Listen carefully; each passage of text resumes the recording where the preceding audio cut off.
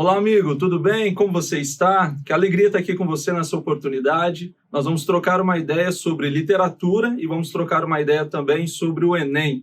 Eu sou Michel Queiroz, professor de literatura. Espero que, através do nosso bate-papo, eu possa te ajudar para que você tenha um ótimo desempenho na sua prova do Enem, para que você conquiste todos os seus objetivos. Quando a gente fala de literatura, a primeira pergunta que a gente faz é quem gosta de ler.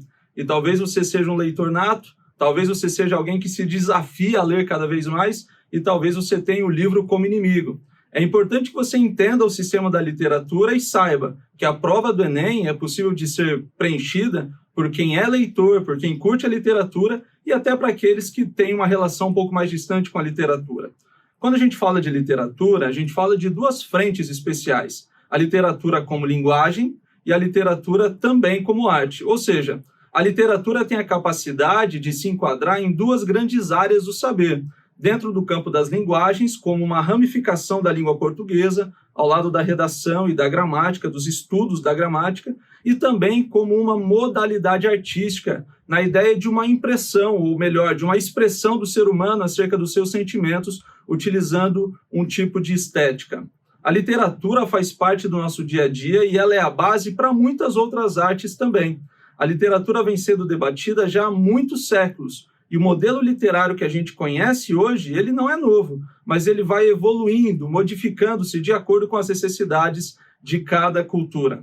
Quando a gente fala de literatura, a gente está falando de texto, principalmente do texto escrito, que pode ser em forma de prosa ou pode ser também em forma de poesia. É importante que você que esteja acompanhando esse vídeo, você aí, estudante do Enem, é importante que você se atente nisso, porque lá na nossa prova do Enem, você vai ser testado em diferentes categorias dentro da literatura. A gente percebe que existem 45 questões das linguagens e das tecnologias dentro da prova do Enem. As 5 primeiras perguntas são perguntas de língua estrangeira, inglês ou espanhol. E depois, as 40 perguntas que vêm depois, é onde você vai encontrar literatura na sua prova. Perceba, então, que você não vai ter uma seção especial para a literatura, mas ela vai estar difundida, misturada com as perguntas de interpretação de texto e com as perguntas de gramática também. Algumas vezes, as questões de literatura elas vão servir para uma análise totalmente literária.